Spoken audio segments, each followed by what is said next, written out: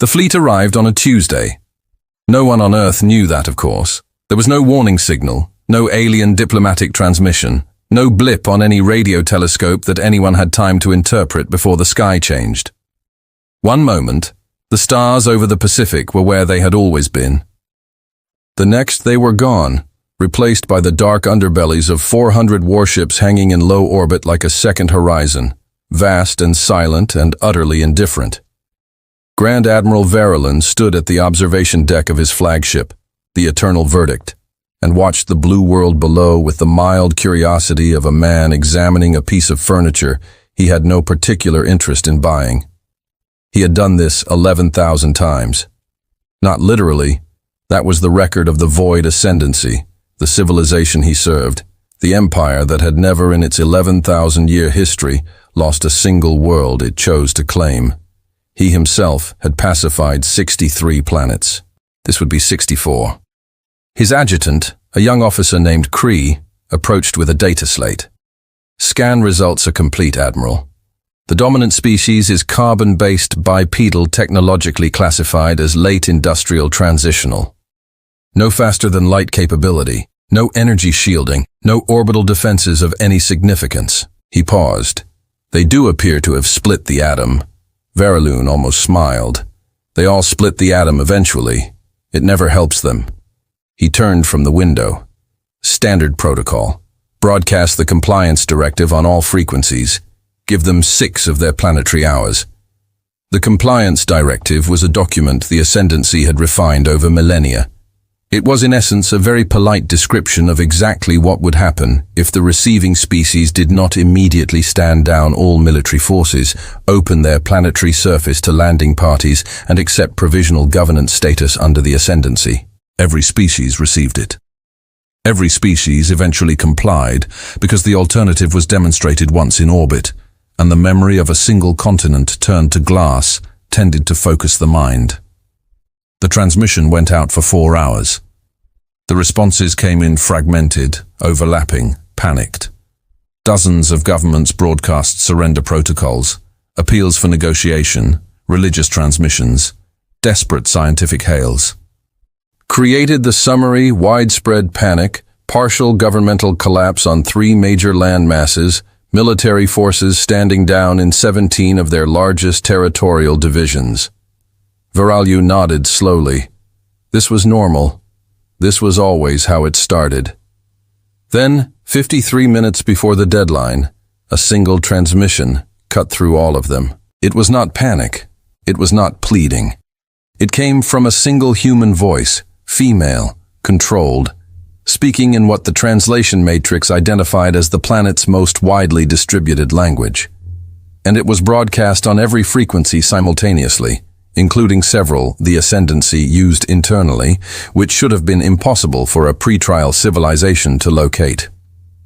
The translation read, "This is General Amara Oikwain, Commander of the United Nations Emergency Defense Force. We have received your message. We understand what you are. We will not be complying. If you wish to take this world, you are welcome to come down and try." The bridge fell silent. Cree looked at the Admiral. "Shall I flag this as a rogue transmission, sir? Possibly a single dissident faction. The data suggests most governments are still signaling surrender." No. Very studied the waveform on the display, the clean, unflinching audio signature. There was no tremor in the voice, no catch of fear. He had heard 10,000 species beg for their lives in 100 languages, and he knew what fear sounded like even translated. This was not it. Mark it as received. Begin landing preparations. He paused and increased the initial drop force by 30%. It was the first decision he would later wish he had reconsidered. Below, on the surface of a world that had just been told it had 6 hours to surrender, Amara Osqua set down her microphone, looked around the underground command bunker beneath Geneva, and said quietly to the room, "Case Longbow is now active. All units confirm readiness." Every screen lit green. They had been ready for decades. The rest of the galaxy just didn't know it yet. The dropships came in at 400 local time over 3 continents simultaneously. They were designed to inspire paralysis. A single Ascendancy troop carrier was the size of a city block, matte black against the pre-dawn sky, ringed with energy projectors that could level a square kilometer in under 4 seconds. They descended in formation, 60 carriers over North America, 40 over Europe, 70 over Asia, and they came in low and loud, the subsonic pressure wave alone enough to shatter windows for kilometers in every direction. The streets of every major city were empty. Lieutenant Yusuf Adame crouched in the dark of a parking structure in Chicago and watched the nearest carrier settle onto Michigan Avenue through a camera feed on his wrist display. 3 months ago, he had been an infantry platoon commander on his 3rd tour.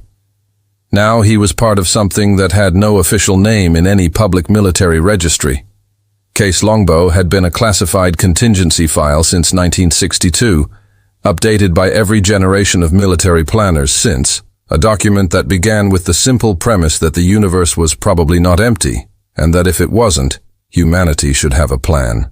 The plan was not to stand and fight in the open.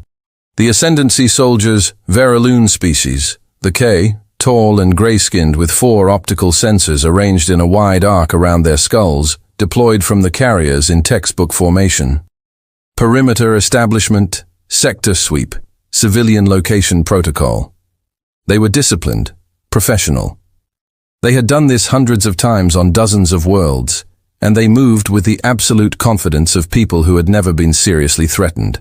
They had been on the ground for 11 minutes when a Damies unit hit them. It lasted 40 seconds. Shaped charges detonated in the road surface beneath 2 armored vehicles.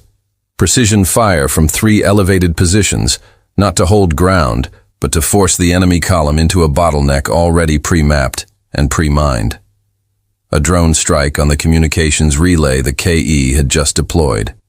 And then, nothing. His unit was gone, melted back into the tunnels, the parking structure, the maintenance corridors that ran beneath the city like a second city no invader had ever thought to map. The K column lost 11 soldiers in both vehicles. They fired back for 4 full minutes at empty windows. On 40 other streets in 40 other cities, the same thing happened within the same 60-minute window, coordinated by a command network that ran on fiber optic lines. The CAT scanners couldn't even detect it because they were looking for electromagnetic signatures. The Ascendancy had never encountered a civilization that still used cables. In orbit, Veralon received the first round of casualty reports and set them aside. Resistance was expected. Coordinated resistance was unusual, but not unprecedented. He transmitted the order to begin suppression operations and turned his attention to the larger strategic map. He did not yet understand that there was no larger strategic map, that the entire surface of the planet was the front line, that every building was a potential fortification, every civilian corridor, a potential escape route, every human being with military training, and there were hundreds of millions of them. A potential combatant who had been told exactly where to go and what to do, and when to stop, and when to run. One of his KE soldiers had been captured in Berlin, unheard, simply cut off from his unit and surrounded. The human soldier guarding him was young, barely an adult by K standards. And the Keith soldier, confused and shaken in a way he had never been in 6 years of service, asked the question that had been forming since the moment the ambush began. "Why aren't you afraid?" The human looked at him for a moment, then almost smiled, not with cruelty, but with something the Cath soldier couldn't translate. Something ancient and tired and completely utterly certain. "We are," she said. "We just don't stop." She handed him a canteen of water, then turned back to her post. Outside, the city burned in places and held in others, and somewhere in the dark. 1,000 units were already repositioning for the next strike. They were afraid. Every single one of them was terrified. Their hands shook when the carriers passed overhead. Some of them had been crying when they got their orders. None of them stopped.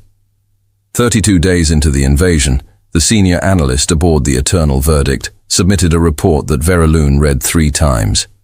He then locked it in his personal archive, told Cree to delete the original from the ship's data core, and sat alone in his quarters for 2 hours, staring at the wall. Because the report contained a sentence he had never in 63 campaigns seen written by any analyst in the Ascendancy military. The sentence read, "Estimated time to planetary pacification unknown. Not 3 days, not 3 weeks, unknown." The numbers were there in brutal clarity. 32 days of continuous combat operations, 6 major offensive pushes, all repelled. Total surface area, under stable ascendancy control, less than 4%. Casualty rate 11 times higher than the campaign average. Resupply convoys attacked with captured ascendancy weapons. Communications infrastructure sabotaged faster than it could be rebuilt. And underlying it all, the same pattern repeating in every theater, every climate, every terrain type. Humans would yield ground, fall back, vanish into the landscape, and then return.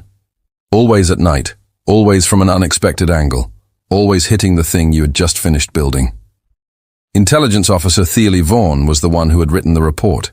He was young for his rank, known for what his superiors called an excess of caution, and what he called paying attention. He had spent the first week assuming the pattern was a coincidence. By week 2, he had begun to feel something he recognized with some shame as unease. By week 3, he felt something he had no precedent for in his professional life, genuine fear. He requested access to the human digital archive, the vast, chaotic global network they call the Internet, ostensibly to find psychological pressure points. His clearance was approved without comment. No one thought to question it. Information from a primitive species wasn't considered sensitive. Thessaly sat down at his terminal at 600 and did not stand up for 19 hours. He read about a battle called Stalingrad where a city was fought over for 5 months in temperatures that should have killed everyone involved and neither side stopped. He read about a concept called total war, the deliberate systematic destruction of an entire civilization's capacity to function, applied by humans to other humans, refined over centuries. He read about guerrilla campaigns that lasted decades, about insurgencies that outlasted empires, about a small island nation that once stood entirely alone against a mechanized continental power for a full year and simply refused through some alchemical combination of stubbornness and rage and national mythology to break. He read Sons, he read Clausewitz. He read a pamphlet called Marine Corps Warfighting, and then sat quietly for a very long time. The humans had not merely fought wars. They had studied war. They had written philosophy about it. They had argued about it in universities, in parliaments, in barracks at 3 in the morning. They had built entire academic disciplines around the question of how to defeat an enemy that was stronger than you. Every generation had lost and learned and refined and passed it down century after century until the doctrine that Case Longbow had been built on was not the invention of one brilliant general, but the distillation of 10,000 years of getting it wrong and trying again. Thessal wrote a second report. The void ascendancy, it read, has not invaded a primitive world. It has kicked a hornet's nest that has been training itself to fight specifically and consciously for exactly this scenario, for longer than our empire has considered this region of space worth mapping. We do not face a military. We face a civilization that treats warfare as a primary intellectual discipline. I recommend immediate strategic reassessment. He submitted it to Verulun and the High Council. Very readable. Then he called Crethan and said quietly that he needed reinforcements. 2 additional fleet groups, the first such request in his career. On the High Council's ship 1,000 light-years away, a body of 12 beings who had governed half a galaxy for centuries received both reports simultaneously. They deliberated for 40 minutes. Then they sent back a single-line response. Pacify the world within 30 planetary days or face formal censure. The Ascendancy does not renegotiate timelines for pre-trial civilizations. Thessaly read the response and felt for the first time that the outcome of this invasion was not in doubt. He just wasn't sure anymore which side would win. There was a moment reading the records when they stopped thinking of it as research. He had been tasked with finding the breaking point. Every species had won. The Keith psychologists called it the capitulation threshold, the specific combination of loss, fear, exhaustion, and hopelessness that caused a civilization to functionally collapse its will to resist. The threshold was different for every species, but it always existed. You simply needed to find it and apply sufficient pressure. He had been reading human history for 72 hours. He had found no threshold. He had found instead a pattern that disturbed him more the longer he examined it. Humans, when pushed to the absolute edge of destruction, did not become more compliant. They became more inventive. The historical record was almost tediously consistent. Remove all conventional options, and humans began producing unconventional ones. Cut off their supply lines, and they ate rats and kept fighting. They destroyed their cities, and they moved into the rubble and kept fighting. Kill their leaders and new ones emerged within hours. Not appointed, simply assumed because someone had to, and then someone decided it was them. There was an account from the second of their great planetary wars. An account Thessilvorn read 3 times because he could not initially accept it as accurate, in which a single city was surrounded, besieged, bombarded continuously for over 800 days. The people inside were reduced to eating wallpaper paste. Hundreds of thousands died. The city did not surrender. He read about a campaign called the Vietnam War, in which a peasant army armed with improvised weapons and tunnels dug by hand fought the most technologically advanced military on the planet to a standstill over 17 years. He read about the Chechen conflicts, about partisan resistance in occupied Europe, about the Irish Republican Army, about countless asymmetric engagements where the materially weaker side refused to concede the logic of its own inferiority. Every other species Thessilvorn had studied in his career showed a predictable diminishing curve. Resistance declined as losses mounted. Hope declined as options closed until compliance arrived as a relief. Humans showed something different, something that looked in the data almost like spite. He drafted a psychological profile under the capitulation threshold. He wrote, "No clear threshold identified. Recommend treating as absent." His superior, Fleet Admiral Yenisor, called him in and told him the report was alarmist and would damage morale. Thessilvorn pointed out that morale was already damaged because his analysts were working with soldiers who had just spent 30 days losing ground to a civilization that by all metrics should have surrendered on day 3. Yenisor told him to rewrite the report with a more optimistic assessment. Thessilvorn went back to his terminal and instead wrote something he had never written in 20 years of service. A personal communication to the High Council bypassing the chain of command entirely. I am aware this communication is a career-ending action. It began. I am submitting it anyway because I believe the ascendancy is about to make a mistake of historical magnitude, and I would rather be court-martialed for honesty than promoted for silence. We have been in this world for 41 days. In that time, humans have repurposed 17 of our destroyed vehicles as fighting platforms, established an underground supply network across 6 landmasses, and based on intercepted communications my team decoded this morning, have made contact with an alien information broker operating in the outer system. They are actively seeking intelligence about us, about our history, about the worlds we have conquered. They are not trying to survive this invasion. They are trying to win it. These are not the same thing. I have never in my career encountered a civilization that understood the distinction so clearly. The void ascendancy should withdraw. I recognize this has never been done. I recommend doing it anyway. He sent it. Then he sat back, folded his 4 hands in his lap, and waited for the response. Instead of a response, what arrived was a priority order from Verilon. The final total offensive would begin in 48 hours. All available forces. Full orbital support. The humans would be broken within the deadline, or the planet would be rendered uninhabitable. On the surface below, General Pequa received her own intelligence report, the one purchased through the alien broker, the one that told her something about the ascendancy she had not known before. She read it twice. Then she called her senior staff together, and when they were all seated and the room was secured, she said, "We're not just fighting for our lives. We've been fighting for something they're trying to bury, and they know we're about to find it." Keith called it Operation Final Shore.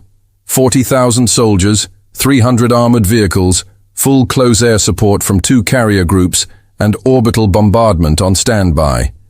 It was the largest single theater commitment in Ascendancy history. Verulan had not wanted it. He had been overruled by a council that had staked its reputation on the 30-day deadline and could not afford a public failure. He watched the assault begin from orbit and felt for the first time in his career something he recognized with slow horror as dread. Not because of the scale of the attack. The scale was overwhelming. The force projection was unprecedented. But because of what the humans weren't doing. Every model predicted that a force this size hitting simultaneously across 6 breakthrough points would trigger a massive defensive response. Every available unit converged to meet the advance, burning themselves out against superior numbers until the line simply broke. The humans weren't converging. They were retreating, steadily, deliberately, drawing the columns forward into terrain that grew narrower and more channeled with every kilometer. Lieutenant Adamy, now commanding a combined battalion assembled from the fragments of a dozen shattered units, watched the KE advance from a regime in what had been northern France and spoke quietly into his radio. All units there in the corridor. Confirm readiness across 6 continents. The responses came back. Green, green, green, green, green, green. Adamy pressed the detonator. What happened next was broadcast on every human communication network still functioning, and much later was reconstructed by Ascendancy historians in precise and painful detail. The lead meth-armored column triggered a minefield of devices that were not conventional explosives. They were directed energy emitters, crude jury-rigged, built from components scavenged from 17 destroyed Ascendancy vehicles, and assembled by human engineers working in underground workshops with tools that had originally been designed to build cars. They were rough. They were asymmetric. Several of them malfunctioned. Enough of them worked. The front third of the column was destroyed in 11 seconds. The middle section, attempting to maneuver, encountered the second layer autonomous drone platforms, again built from salvaged components, running targeting algorithms written by a 26-year-old software engineer from Bangalore who had spent the previous month in a bunker with a disassembled Kiev fire control unit and an obsessive refusal to accept that she couldn't understand it. She had understood it. The drones were not sophisticated by Ascendancy standards. They didn't need to be. They just needed to be good enough right now against an enemy that had not expected them to exist at all. In 6 theaters simultaneously, the final shore offensive stalled, buckled, and then for the first time in void Ascendancy history broke. Not retreated under fire, not pulled back to regroup. Broke with units calling for extraction.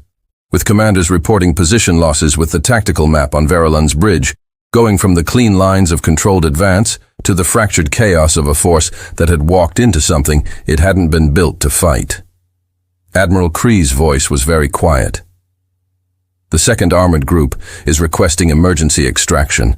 The 6th is, they're calling it a route, sir. Very stood at his window for a long moment. Below the blue world turned, patient and indifferent, and on its surface, something unprecedented was happening. The void Ascendancy was losing a battle. Begin withdrawing, he said. All ground forces returned to orbit. The bridge was silent. No one had ever heard those words before.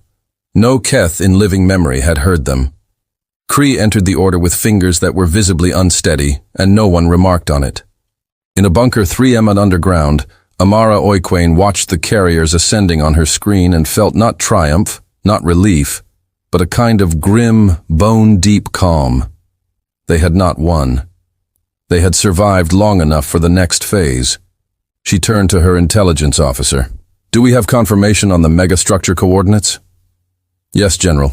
Dr. Vasquez has the access sequence almost complete. Tell her to work faster. Oiquane studied the ascending fleet on her screen. They're going to come back angrier. We need what's out there before they do. The object was 1.3 astronomical units from Earth, sitting in the outer reaches of the asteroid belt, and it had been there for approximately 400 million years. Human deep space surveys had catalogued it in 2030, one as an anomalous metallic body, likely artificial, origin unknown.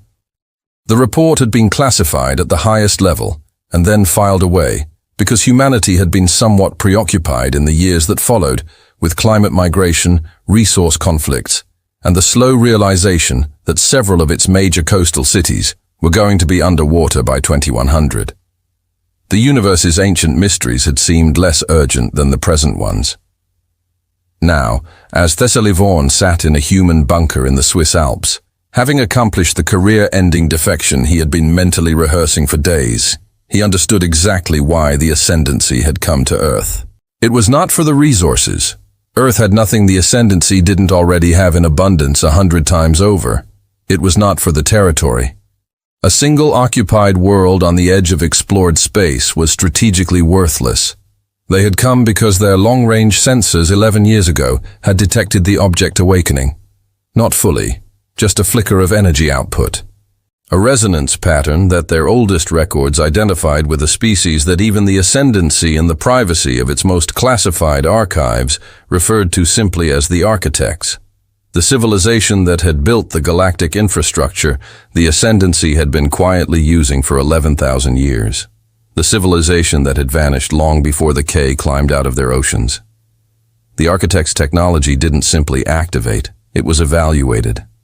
It scanned for certain biological and behavioral signatures.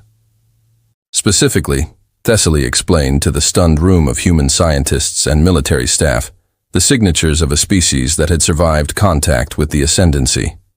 They built it as a test, he said.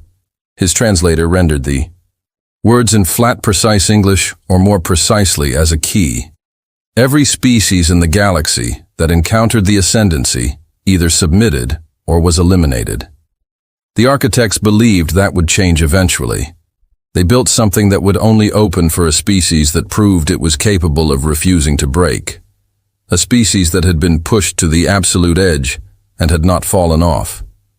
Dr. Elena Vasquez, who had not slept in 31 hours and had the hollow, luminous focus of someone running entirely on adrenaline and conviction, looked up from her workstation, and the Ascendancy was found out. They discovered the theoretical framework in an archive they conquered 3 centuries ago. They've been hunting for the object ever since. When they found it in your system, Thessaly Vaughan paused. The invasion was never about Earth.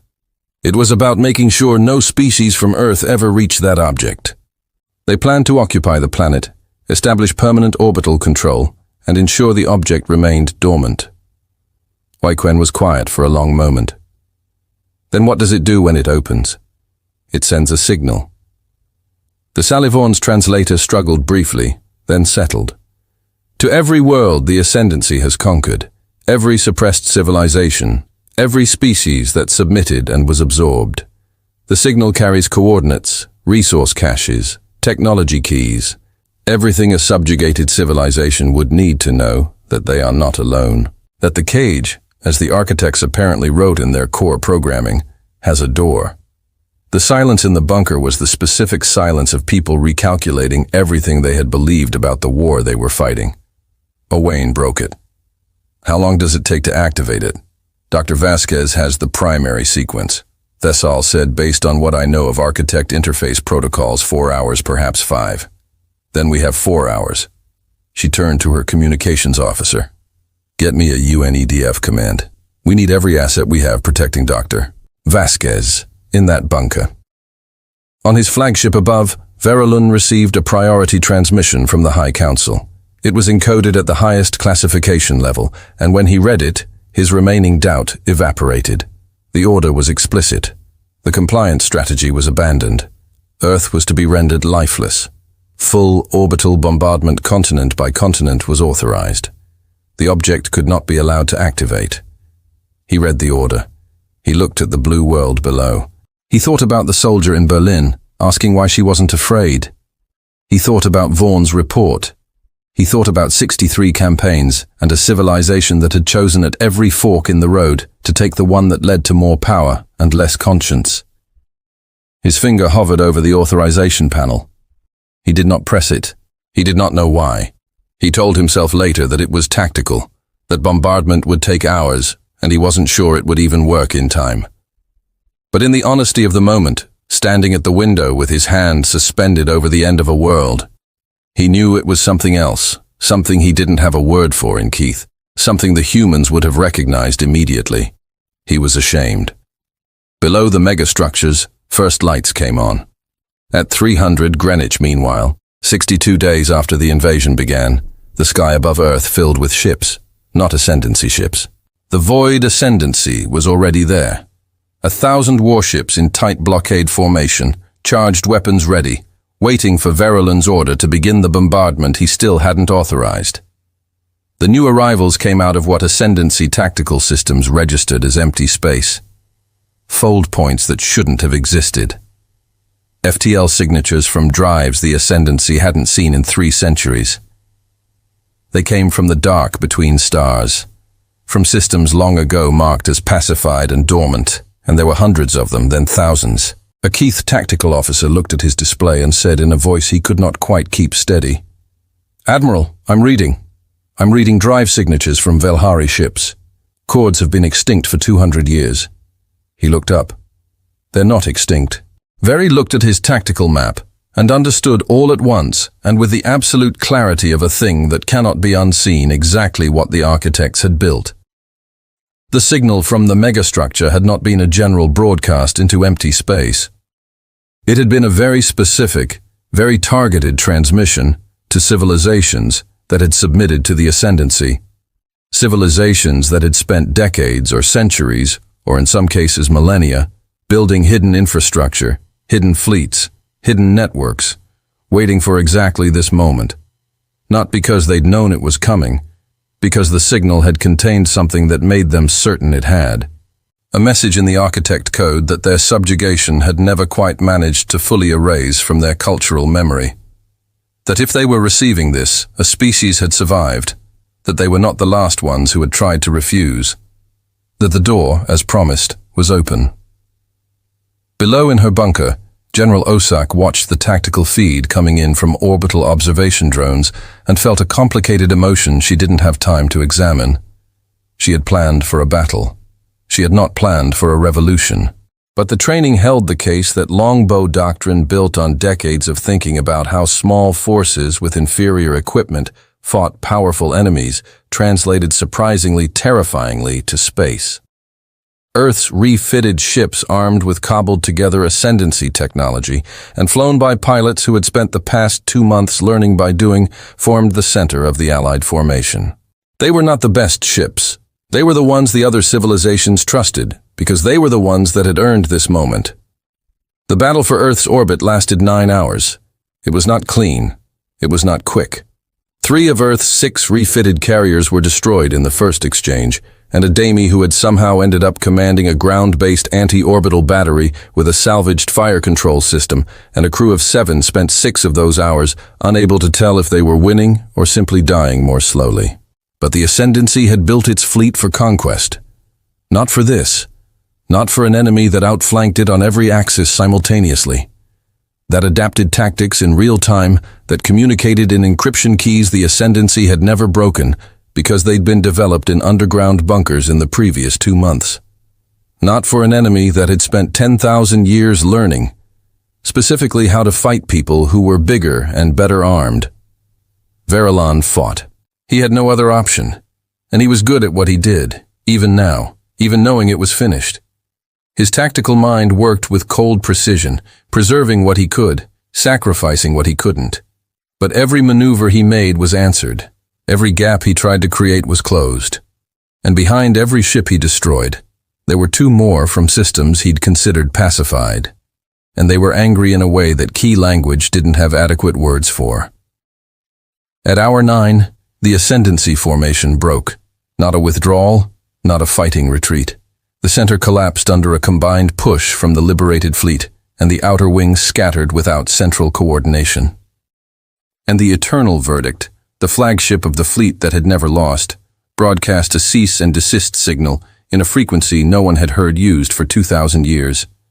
The frequency, the Ascendancy, used to signal unconditional surrender. The bridge crew heard it, and none of them moved. There was nothing to do. There was nowhere to go. They simply stood and waited. Very looked out at the tactical map, the Ascendancy positions in red collapsing inward, the Allied positions in colors he didn't have names for holding and tightening, and thought with a strange hollow calm. 64. I never made it to 64. Below in Geneva, Osak watched the surrender frequency light up on her console and sat down very carefully in her chair. Her hands were shaking.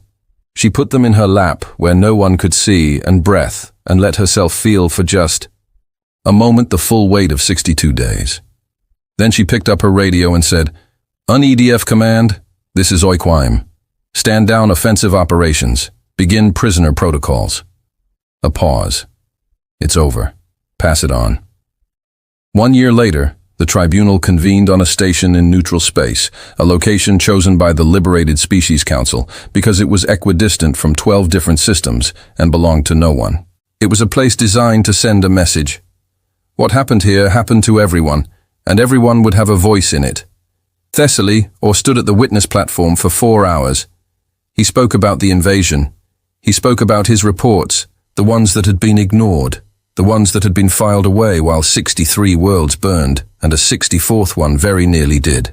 He spoke about what he had found in the human archives, about what he had understood in that 19-hour reading session, about the conversation he'd had with himself in the silence of his quarters when he realized what the ascendancy had actually stumbled into. "We ran every calculation," he said, and his voice through the translator was very quiet, very even. "We calculated resource value, strategic value, resistance probability. We calculated optimal force projection and expected pacification windows. We calculated everything the ascendancies, 11,000 years of data, had taught us to calculate." He paused. "We forgot to calculate what they were." "What were they?" the tribunal chair asked. Thessaly Vaughan looked across the chamber. General Amara Osak sat in the third row, not in the front, not at the head table, just present, because she had been asked to witness, and she had said yes. She looked back at him with the steady, patient attention he had come to recognize as specifically and distinctly human. The look of someone who had decided they were going to understand something and would wait as long as it took. "They were not the strongest species we encountered," Thessaly Vaughan said, "not the most advanced, not the most numerous.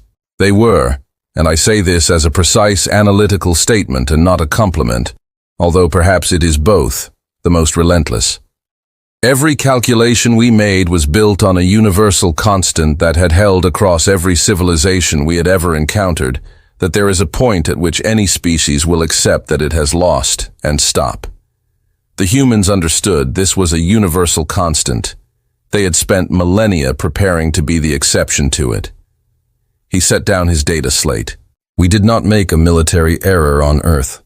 We made an epistemological one. We assumed that because every other species had broken, that breaking was the nature of species. We were wrong. We paid for it in ways the full accounting will take centuries to complete. The former high counselors, stripped of rank, stripped of authority, facing the full assembly of the Liberated Species Council, sat in their designated positions without speaking.